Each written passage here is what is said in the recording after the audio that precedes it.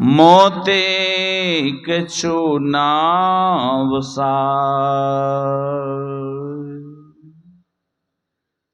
जो कछु कहूँ तुमरी कृपा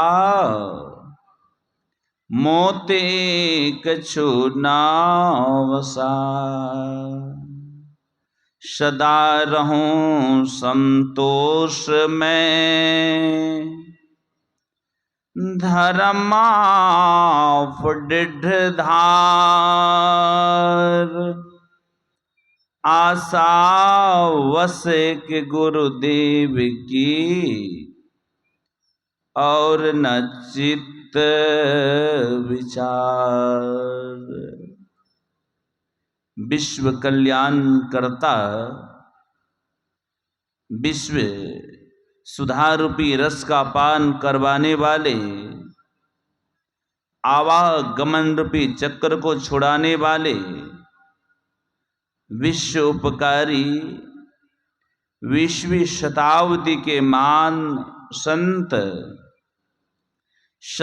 सदगुरु के पावन श्री चरणों में तुलसीदास का कोटिशाह नमन।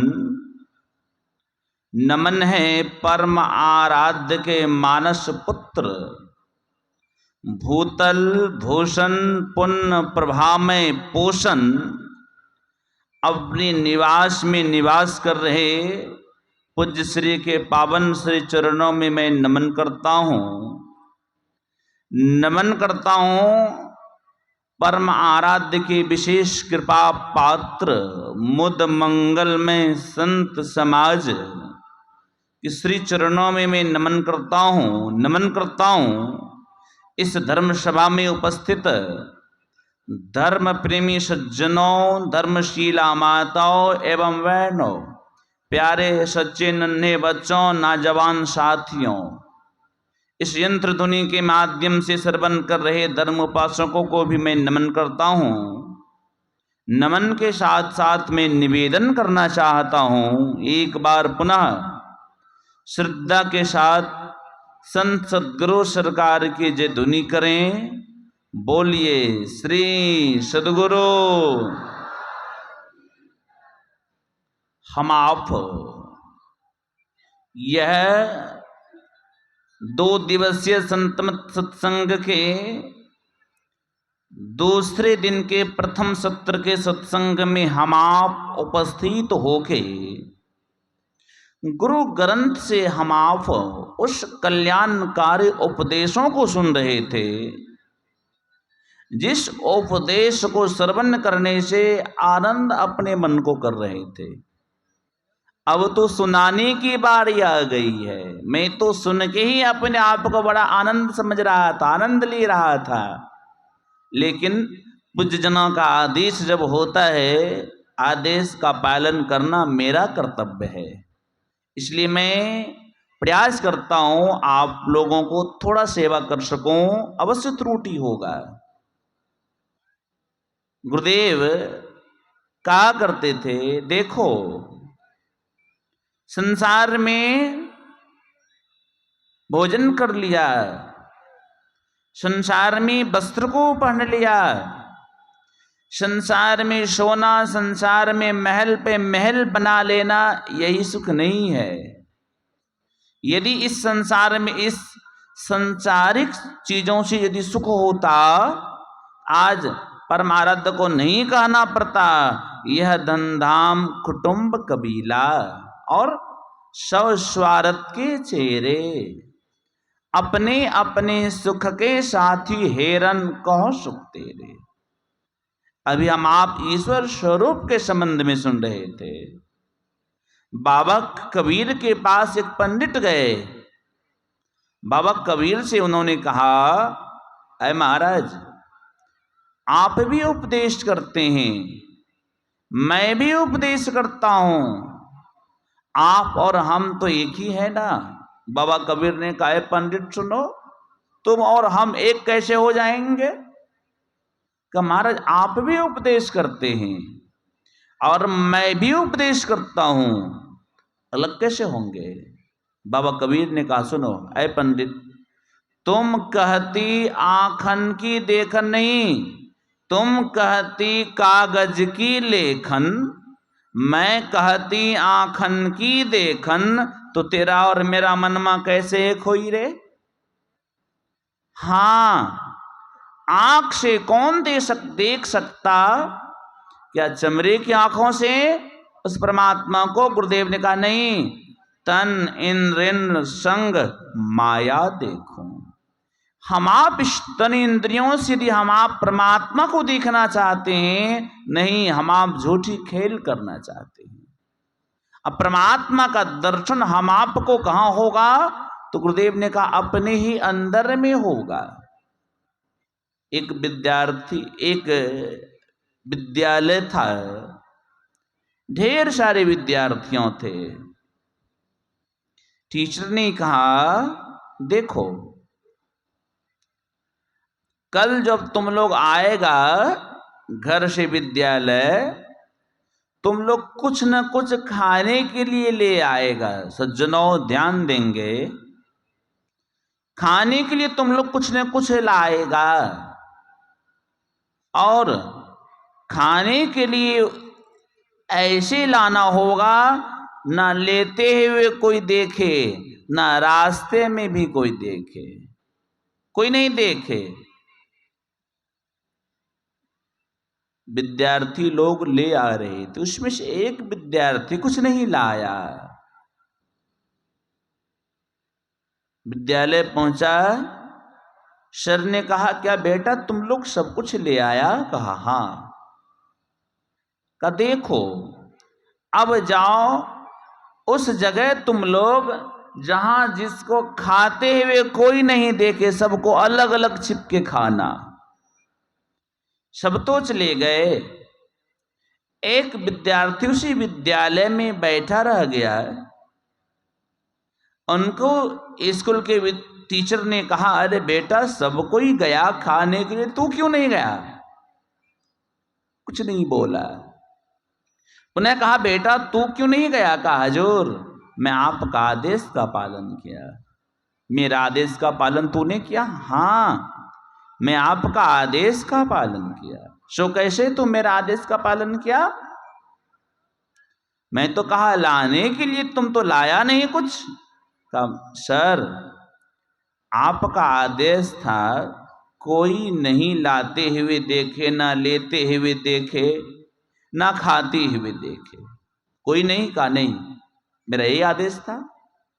कहा सर मैं अपने माता पिता, संसारिक जो माँ और पिता है, उस संसारिक माता पिता से मैं छुपा के ले आता, लेकिन जो परम पिता परमात्मा रूपी माता पिता हैं, गुरु हित है, गुरुपित है, जो संसारिक नहीं वह ईश्वरी माता पिता हैं, जो हर समय रक्षा किए हैं, माँ के ओदर में रक्षा किए, अभी रक्षा कर रहे हैं।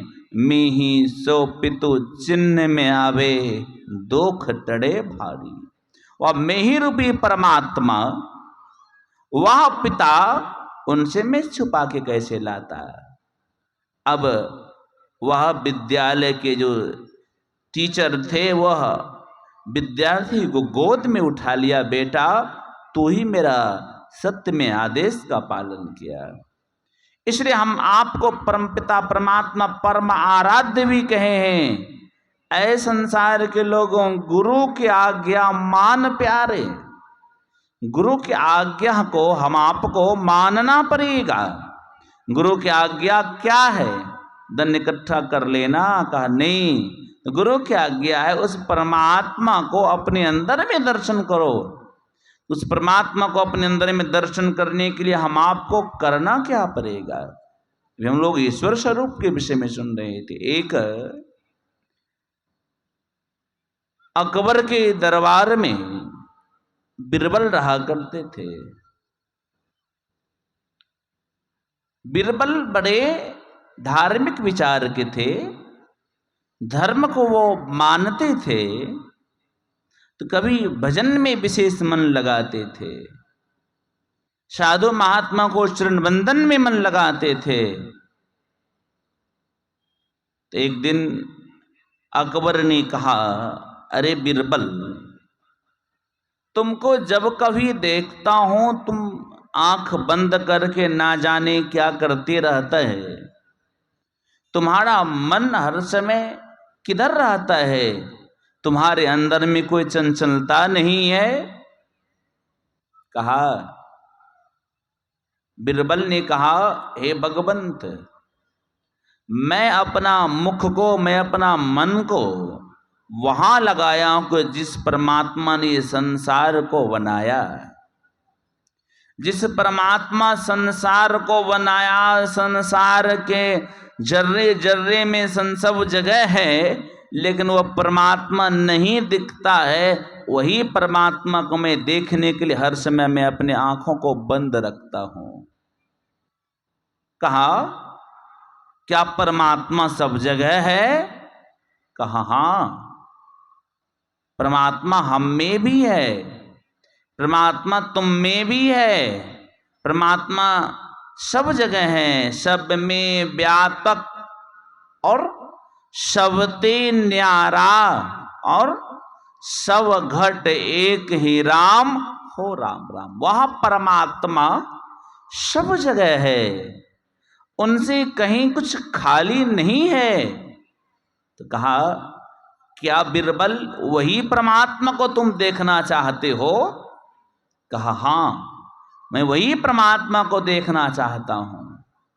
कहा, वह परमात्मा को तुम नहीं देख सकोगे, तुम तो मेरा नौकर हो, तुम तो मेरा मंत्री पद पे हो, तो परमात्मा को तो बादशाह देख सकता है।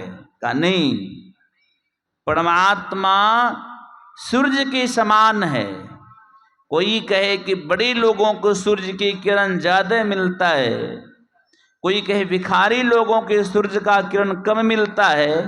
ऐसा होता होगा? कहेंगे महाराज ऐसा नहीं होता। वह परमात्मा सब जगह है, वो परमात्मा की कृपा सबके पास है, लेकिन कृपा पात्र बनना पड़ेगा, कृपा पात्र बनना पड़ेगा। कृपा पात्र कैसे बनेंगे? तो इसके लिए गुरुदेव ने कहा, दो नैन नजर जोर के एक नोक बना के, अंतर में देख सुन सुन अंतर में खोजना। कृपा पात्र बनने के लिए हम आपको अंतर्मुखी बनना पड़ेगा। बाहरी सुखों को छोड़ के अंदर के सुख की ओर अपने मन को लगाना पड़ेगा। तो बिरबल ने कहा, महाराज, इसीलिए मैं परमात्मा का खोज करना चाहता हूं। गुरुदेव ने भी कहा, ऐ संसार के लोगों, अपने मन को संसार में क्यों भटकते फिरते हो, भटकते रहते हो, भटकता रहते हो। मन को यदि सुख पहुंचाना चाहते तो अपने अंदर ले चलो। अंदर जाओगे तो क्या होगा? पर महाराज ने कहा, अंतर पथ चालो। ऐ संसार के लोगों, कहां मन ले जाना है? अंतर पथ चालो और प्रभु को पालो। अपने अंदर जाओगे, उस परमात्मा का दर्शन करके परमात्मा में बन जाओगे। तो अकबर ने कहा, अरे बिरबल, तुम विशेष परमात्मा परमात्मा करते रहते हो। आज मैं तुमको 3 प्रश्न दे रहा हूं, और तुम 3 प्रश्न का तुमको उत्तर देना होगा। यदि तुम 3 प्रश्न का उत्तर नहीं दोगे, ऐ बिरबल, तुमको फांसी के तख्त पे लटका दिया जाएगा। का महाराज कहिए ना, क्या है 3 प्रश्न? का पहला प्रश्न यह है कि परमात्मा क्या करते हैं। दूसरा, परमात्मा कहां रहते हैं। तीसरा, परमात्मा की प्राप्ति कैसे होती है।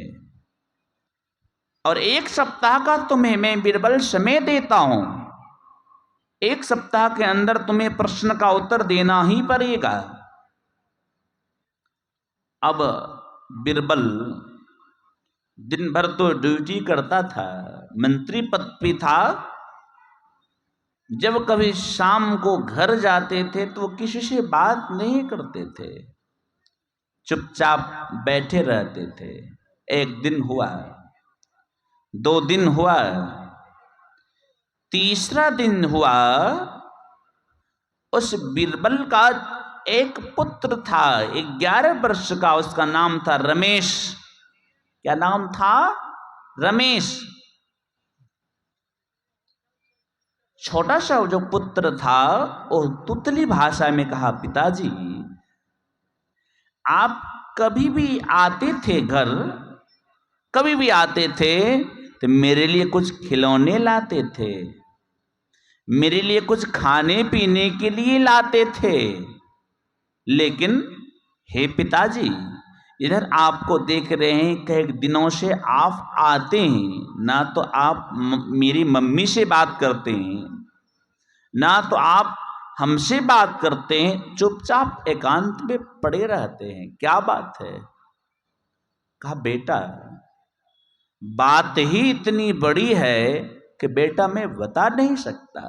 कहा पिताजी कहिए ना।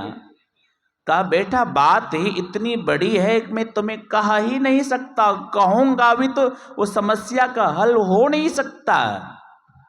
कहा पिताजी कभी कभी जो काम सुई से नहीं होता वो काम तलवार से भी होता है, जो काम कभी कभी तलवार से नहीं होता वो काम कभी सुई से होता है।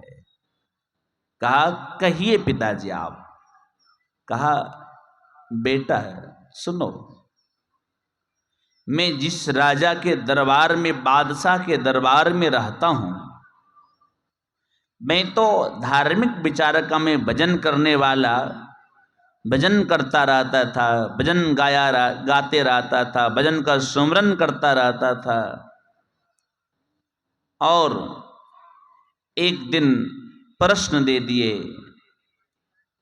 कि महाराज आप जो रात दिन भजन में लगे रहते हैं, भजन से होता क्या है? भजन से, मैंने कहा राजन भजन से कल्याण होता है। गुरुदेव ने भी कहा दिन बीतत जावे आयु खुटावे, भजो भजो प्रभु नाम। अब प्रभु केवल साचा और सब काचा। एक संसार में परमात्मा की भक्ति ही साचा है, अब बाकी संसार में सब काचा ही काचा है। कहा महाराज मैंने प्रश्न दिया, बेटा हमें प्रश्न दिया राजा साहब, 3 प्रश्न, और 3 प्रश्न का कहा यदि आप उत्तर नहीं देंगे, आप यदि 3 प्रश्न का उत्तर नहीं देंगे आपको फांसी के तख्त पे लटका दिया जाएगा, मैं इसलिए बड़ा चिंतित रहता हूं। कहा महाराज प्रश्न क्या है?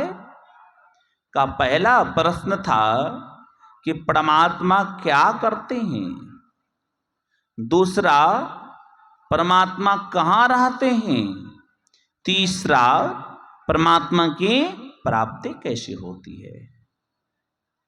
अब रमेश जो छोटा सा बालक था अपने पूज्य पिता बीरबल से कहा पिताजी छोटी सी बात के लिए आप इतने अधीर हो गए थे।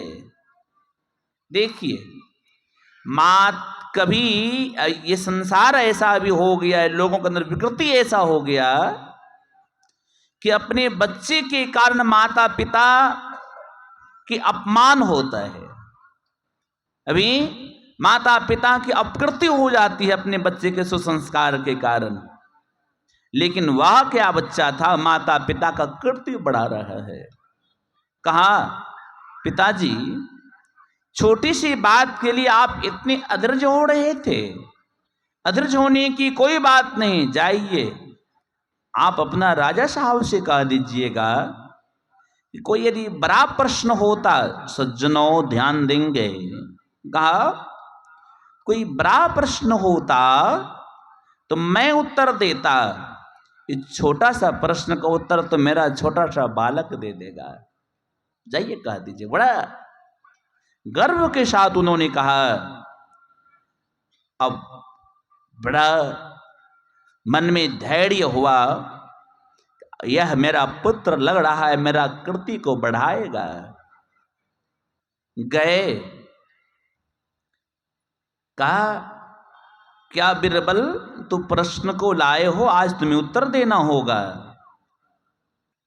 कहा महाराज प्रश्न का उत्तर तो मैं देता, लेकिन मैं यह प्रश्न का उत्तर दूं यह शोभा नहीं देता। कोई बड़ा प्रश्न होता मैं दे देता, छोटा सा प्रश्न का उत्तर तो मेरा छोटा सा बालक दे देगा। ये कहा जाओ बालक को ले आओ। लाया गया। कहा बेटा प्रश्न का उत्तर तू दोगे? कहा हाँ महाराज मैं दूंगा। कहा क्या क्या प्रश्न है? कहा पहला प्रश्न है कि परमात्मा क्या करते हैं? परमात्मा क्या करते हैं? कहा महाराज, छोटा सा बालक कह रहा है, रमेश महाराज मेरे पिताजी आपके यहां मंत्री पद पे है या क्या पद पे है मैं नहीं जानता, लेकिन मैं तो आपके पास आया हूं प्रश्न देने के लिए, मैं पूज्य पिताजी का प्रश्न का उत्तर देने के लिए। मैं उपदेशक हो गया ना? कहा हाँ मैं उपदेशक, और आप हे राजन आप क्या हो गए? कहा मैं तो श्रोता हो गया। कहा आप श्रोता हो गए और मैं क्या हो गया? वक्ता हो गया। क्या महाराज भारत में यही शिष्टाचार है कि श्रोता का जगह ऊंचा होनी चाहिए और वक्ता का स्थान नीचा होना चाहिए? पूज्य श्री आ रही हैं, उनके सुस्वागत के लिए हम लोग खड़े होकर उनका सम्मान करेंगे। श्री सद्गुरु महाराज की जय। श्री सद्गुरु महाराज की जय। श्री सद्गुरु महाराज की जय। स्वागतम गुरुदेव, हरिनाम